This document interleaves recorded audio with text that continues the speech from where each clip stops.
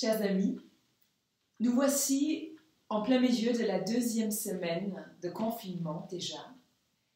Deuxième semaine de confinement et nous découvrons à quel point les relations humaines sont importantes. Les relations de solidarité, d'entraide, l'importance de prendre des nouvelles les uns des autres, de ne pas se retrouver seuls, isolés.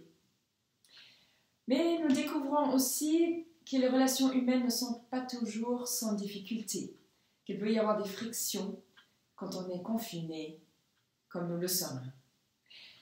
Je voudrais vous lire un passage de l'Évangile selon Luc, au chapitre 10, les versets 38 à 41. Tandis que Jésus et ses disciples étaient en chemin, il entra dans un village où une femme appelée Marthe le reçut chez elle. Elle avait une sœur appelée Marie, qui, après s'être assise aux pieds du Seigneur, écoutait ce qu'il enseignait. Marthe était très affairée à tout préparer pour le repas. Elle survint et dit : « Seigneur, cela ne te fait-il rien que ma sœur me laisse seule pour accomplir tout le travail ? Dis-lui donc de m'aider. » Marie et Marthe, deux sœurs, sur lesquelles on a pu dire beaucoup de choses en 2000 ans de christianisme, cette dichotomie entre travail et repos, ressourcement spirituel et action. Il y aurait sans doute beaucoup de choses à dire dans cette direction-là aujourd'hui, sur la manière dont nous occupons notre temps, les priorités que nous avons. Mais ce n'est pas sur cela que je voudrais réfléchir avec vous aujourd'hui.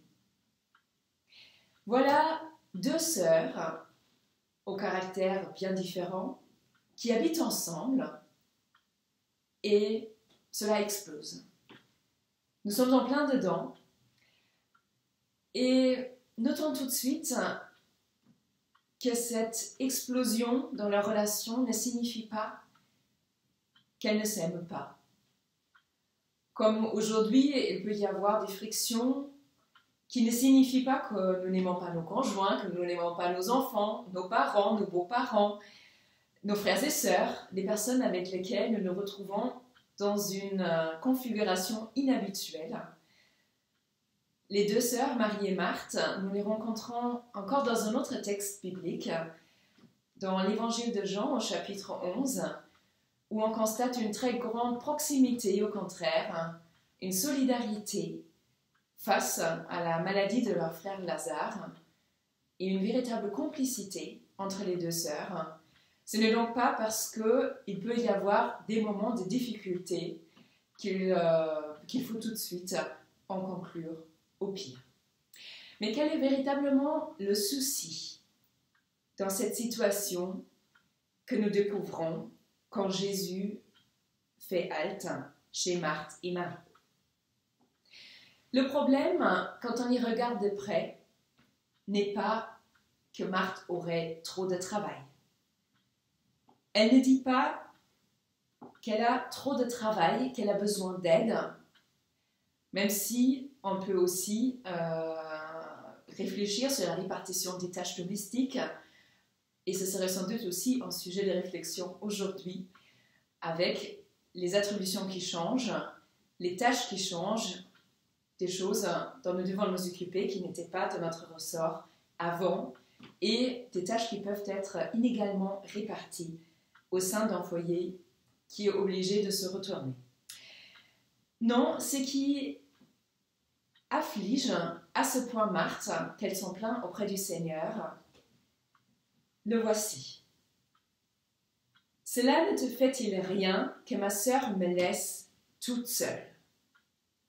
Que ma sœur me laisse toute seule, on y sent un sentiment d'abandon chez Marthe, un cri de détresse, une solitude. Elle aimerait pouvoir compter sur sa sœur et sa sœur n'est pas là. Un sentiment qui n'a rien à voir avec la distance physique, qui n'a rien à voir avec le fait d'être côte à côte dans une même pièce, d'être dans le même foyer.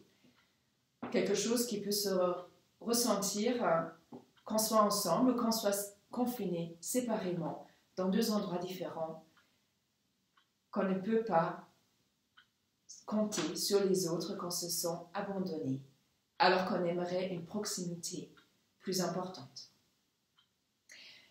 Marthe aimerait donc passer du temps, être épaulée par sa sœur, alors que Marie, sa sœur, n'en ressent pas la nécessité.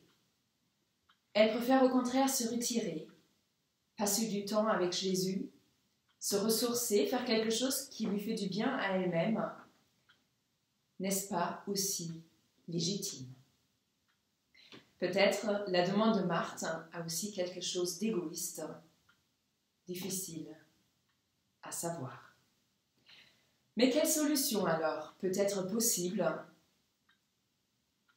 Comment peut-on faire si l'une souhaite une plus grande proximité et l'autre, au contraire, a besoin de se retrouver seule avec elle-même ou avec Dieu? Eh bien, a priori, posé comme cela, il n'y a pas de compromis possible. Les besoins et les demandes semblent incompatibles. Mais ce qu'on constate ici, et qui peut paraître gênant dans cette situation, c'est que Marthe s'en plaint auprès de Jésus. Elle ne s'en plaint pas auprès de sa sœur, auprès de Marie, comme on aurait pu s'y attendre. C'est que les deux sœurs ne sont même plus capables de communiquer entre elles. Et Marthe s'adresse donc à Jésus, dans l'espoir de voir rétablir cette relation dans le sens où elle le souhaite. Peut-être connaissez-vous la réponse de Jésus à sa demande. Le Seigneur lui répondit: « Marthe, Marthe, tu t'inquiètes et tu t'agites pour beaucoup de choses, mais une seule est nécessaire. » Tu t'agites pour beaucoup de choses, tu te disperses, nous dit le texte grec. Et c'est sans doute pour cela aussi que Jésus prend le temps de répéter 2 fois le nom de Marthe, pour qu'elle se recentre sur elle-même, qu'elle trouve du repos, et à défaut de pouvoir forcer la relation avec quelqu'un, c'est peut-être un premier pas à faire. Se poser, se rendre compte de ce dont nous avons besoin pour pouvoir renouer, communiquer, pour sortir de ce malaise diffus, ce sentiment de mal-être qui risque d'exploser et de se retrouver dans des formulations tout à fait maladroites qui ne font qu'envenimer la situation. Prions donc en ce temps inhabituel pour nous, qui remettent beaucoup en question et qui chamboulent pas mal de nos relations. Prions les uns pour les autres, pour nos proches, ceux qui sont proches, peut-être trop proches par moments, ceux qui sont loin, pour les frères et sœurs auxquels nous pensons. Prions les uns pour les autres et n'hésitons pas à venir à Dieu avec nos difficultés pour les lui remettre et qu'il nous aide dans nos relations.